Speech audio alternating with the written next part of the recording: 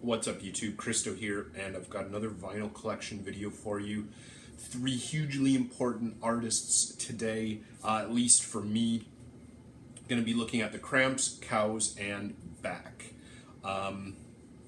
It's kind of a latecomer to the Cramps and cowz, considering how long they've been making music, especially the Cramps.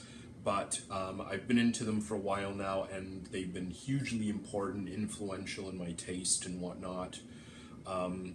Beck, man, one of my all-time favorite artists, some of my all-time favorite albums from him as well.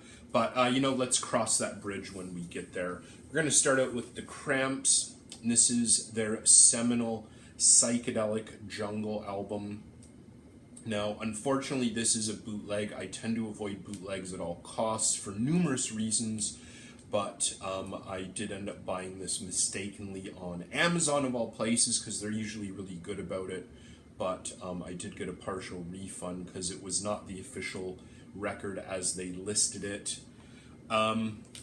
It's just black vinyl, bootleg. I'm not even going to get into it because I have the Jurassic Plastic reissue. Now, I was thinking about this. I'm not sure if this is from 2016 or... yeah, it must be 16. Yeah, it must be 2016. Maybe even 2017. I can't remember. Anyways, it's very recent, but this has not been officially pressed for quite a while, so it did sell pretty quickly. This is on the top. Usually it should be on the side, but unfortunately... my copy came split, so I just used that as the flap instead. That's just a little hype sticker. Jurassic Plastic reissuing. They do really good reissues, represses, often numbered and usually colored. This is, I believe, Goo Goo Muck Green, it's called. Yeah, it's a really good record. Absolutely. You must check this out. If you do not know the Cramps or you have not heard this album, I think it's a pretty good starting point for them. Not as punky or rockabilly-ish as some of their more well-known stuff, but a very, very good record nonetheless.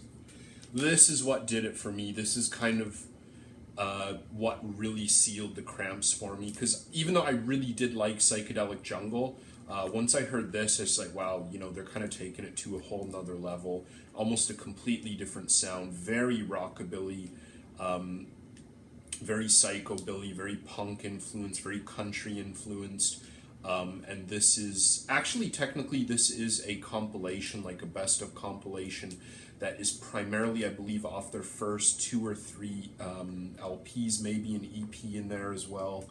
But this is such a phenomenal record. Again, if you do not know Cramps, I think this is just like the perfect example of them at their best. This is, I think, widely cited as, a lot of Cramps fans' favorite album of theirs, even though I know it is a compilation, and, I definitely agree.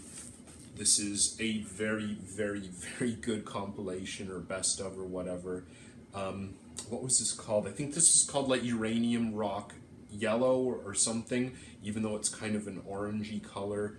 And Jurassic Plastic, they do really good pressings, like I said, so it sounds good. I'm really happy to have this because it hadn't been officially pressed in a long time, and it was, going for way more than I would spend online. Songs the Lord Taught Us. This is, I believe, their first full-length album.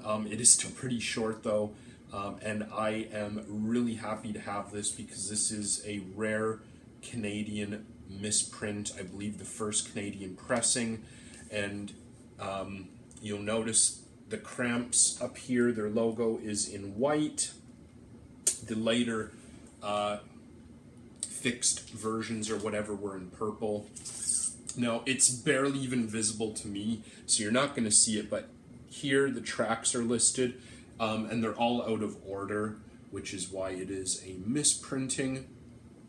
And Yeah, this is one of my jewels in my collection, not just because of the rarity. Like, you can pick it up still for, I think, 50, 60 bucks or whatever, which isn't insane for a desirable artist, for a desirable album, for a first press, for a mispress. But what makes it really special is that this is one of my few, like, amazing record show pickups. I got this for $15 Canadian, and I recognized the cover right away, but I didn't really know much about the misprinting or anything. And it's in such awesome condition. I actually thought this was one of the recent represses of it. And then when I took it out, I did change the inner sleeve because it was an authentic one. As soon as I pulled it out and I saw the inner sleeve, because it was like a custom one, I was like, wow, this is really old. This is like 20 or 30 years old. And it was a misprint, and this is absolutely, without a doubt, my ultimate buy so far, like, as a record collector. Just really happy I picked it up and I didn't have to buy it from a flipper or something, because I absolutely can't stand them. But whatever. Don't want to get into the politics. Cowz, I was definitely late to the game on Cowz, which is interesting because they produced most of their stuff in the 90s, which, you know, in the 90s, I would have loved these guys. It was absolutely the sound that I was into. I got into them probably about 10 years ago when I kind of finally got high-speed internet access in Indonesia for the first time, and was just like going down rabbit hole after rabbit hole, night after night, and finally came across Cowz, and I've loved them ever since. Effet and Impudent Snobs. This is the European pressing. You can tell by the color here of the cover. Definitely not my favorite Cowz record. I did basically get it because it's about the only affordable non-repress, recent repress, I should say. It's a good album. It's not great. I wouldn't place it like in my top Cowz records by any means, but a lot of the records have not been pressed for decades, and they are really, really expensive. Very bizarre, typical Cowz artwork. Amphetamine Reptile Records as well, which is such a great record label. This is a recent repress, Cunning Stunts. A lot of Cowz fans would cite this as their best album. I can't disagree, but I wouldn't completely agree either. This is a really solid record. I think side A on this is really, really good, and then I kind of lose interest on side B. I find the sound gets a bit repetitive, and a lot of the songs start to kind of sound the same after a while. It's a really good record, don't get me wrong, but I don't find it to be as musically diverse as some of the records. This is repressed quite recently. It sounds really good. Is it MVD? They usually do a pretty good job. And this is on blue vinyl, kind of like a, I don't know, pastel blue or something. Really good record, still available, very cheap. I think this is a good Cowz gateway record. I think it's a lot more listenable than some of their albums, like this right here. Now, this is definitely, without a doubt, 100% my favorite Cowz record. It's their first full-length album. It is really, oh no, it's not. I apologize, it is not. But their first full-length album is super rare. It got a very limited repressing recently, but so limited, it's just still impossible to find for like under 150 bucks, which I'm not paying. This is just so abrasive, lo-fi, noisy, kind of what Cowz are to me. I think this is an awesome record. It's just noisy and abrasive and loud and I don't know, offensive and derogatory and bizarre, and I don't know, it's so great. I don't know, Alan Alda made it on the back there for some reason. I don't know, I list the tracks on here that are great, but they're all great. I think from, you know, the first track to the last, this is a solid record. However, I would have to say Shaken is definitely worth checking out. It is a cover of the classic oldies song, but in a very dirty way. And also Miss Her Beer is a really cool track. I love the really abrasive percussion on that track. Bum in the Alley as well. Just such a weird song. Kind of sums cowz up perfectly, in my opinion. Very, very affordable online as well. Now, Beck, I got a lot of Beck records, so I don't want to spend too much time talking about them, but I do have to say I did hop on the bandwagon when I was like 14 years old with Loser. Unfortunately, I just listened to it too much, and in the mid to late 90s, even early 2000s, it was just such a ubiquitous song. It was everywhere, every day, every radio station, you know, MTV nonstop, Much Music, like our Canadian version. Unfortunately, I can't really listen to Loser anymore. It's a good track, you know, considering it was like a #1 hit, which is just amazing. I love Beck. I think he's just such a pioneer for like lo-fi, acoustic, folk, hip-hop, disco, country, funk, soul, whatever, kind of everything all in one. Now this is the actual Loser single. Unfortunately, I do have a generic cover. I got it for very, very cheap though. Has Loser, the LP version on one side, and Alcohol and Fume. I can't say I particularly know Alcohol, but I remember the track Fume. My friend in high school had the Loser single on CD, which has a lot more tracks. I remember really liking Fume. This is the album that started it all for me. This is one of the first CDs I ever picked up back in probably, I think this is from 94, yeah, 94. And I listened to it over and over, like hundreds, literally hundreds, if not thousands of times, and it still stands as one of my favorite all-time records. Even though there's a few tracks on here that I don't think are that great, especially towards the end of the album. It still has some of my all-time favorite tracks. Beer Can, to me, is just like the ultimate party anthem. What else? Pay No Mind. Yeah, again, I'm pretty much going to list everything. The only tracks I don't really like are Steal My Body Home and Black Hole.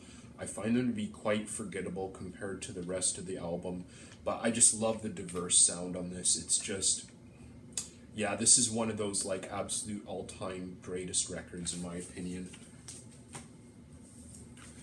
I would say this though is the most listenable to me. I absolutely love this album. The first time I listened to it though, I hated it. Back in high school, probably about 20 years ago. Friend let me borrow this on CD, and I was like, what is this garbage? It's, you know, it's unlistenable. It's just like lo-fi, folk, acoustic, blah, blah, blah.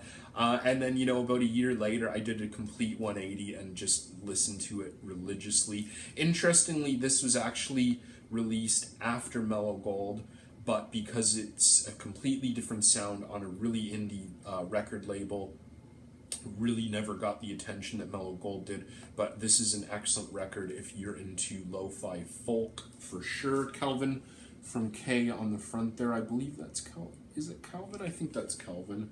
He's definitely on the record a lot, and that looks like him, so let's say it is. This is an interesting record as well, Odelay.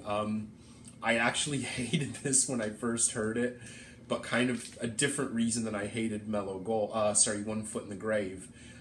This was just so well produced. It was poppy, kind of like disco-y, electronic, whatever, and I hated it. It did grow on me eventually, and then kind of when I got back into Beck, I don't know, again, probably about 10 years ago when I got my kind of internet, high-speed internet for the first time in my life, I kind of overlooked this, and then recently I was like, you know what, I want to pick that up. It got repressed actually recently on black vinyl, but I'm very lucky to have a Vinyl Me Please edition on Bourbon Brown, I believe it's called. It's semi-translucent with some nice marbling, nice heavy pressing as well. And yeah, I've listened to this a few times recently. It's good. It definitely takes me back to high school. You know, Mellow Gold doesn't really do that because I've continuously listened to it for like 23 years or whatever, but that I really haven't listened to since high school, so yeah, it was kind of interesting. Now I got some Beck 7 inches and a 10-inch here we're going to do quickly. Sonic Youth and Beck, they play each other's tracks. Beck does, what's it called? Green Light, which I honestly can't say I even know the Sonic Youth song, and I'm a big Sonic Youth fan. And Sonic Youth do Pay No Mind, which is one of my favorite Beck tracks. I believe this is a recent Record Store Day release that surprisingly is very reasonably priced online still. Beck, It's All in Your Mind. This is a good track. It was never really a mainstream release, like on a mainstream record, but it's still pretty good. There are colored versions, but mine is just simple black pressing. Only 2 tracks. 3 tracks. Not many tracks, we'll say that. And the last one, I actually have 2 copies. This is Steve Threw Up, which is a really great song. One of these is black and one of them is colored. So let me check quickly. Okay, so that's my black version. This is like my vomit orange pressing with a delicious cupcake on the other side. This is a really cool track, and it never really appeared on any major albums. It did appear on an official bootleg, or I guess an unofficial bootleg. Oh, it's numbered. I didn't even notice that. Number 320, it looks like. Yeah. There was a bootleg of like an early compilation of his that's really awesome. Unfortunately, I lost my copy. I don't know where it is. I had it on CD. But yeah, this is a really cool track. It's pretty gross because it is basically just talking about Steve throwing up and all of the identifiable things that can be found in said vomit. A Western Harvest. Now, I know this is misprinted. A Western Harvest Moon by Moonlight and A Western Harvest Field by Moonlight. I honestly don't remember which the official name is. This is a very interesting 7-inch, or very early for Beck, one of the earliest records he actually released. There are a few really good tracks on here, but for the most part, it is very abrasive noise. This is the second pressing, or the repressing, or whatever. The original has like very unique artwork and is very desirable. This is a decent price, I guess. I think I paid about $20 plus shipping, which isn't too bad. There are a few really good tracks on here. I thought the tracks were listed on the back, but I don't see them. A lot of this is noise, and honestly, I can't even really list. Totally Confused. I think that's what kind of really got me to pick this up. But yeah, a lot of the tracks in here are very noisy, hard to listen to. But it's still a pretty cool record, and Totally Confused is a really great track. So there we go. Cowz, Beck, and the Cramps. 3 really great artists. Check them out if you haven't yet. I've got tons and tons and tons more vinyl to do, so please stay tuned.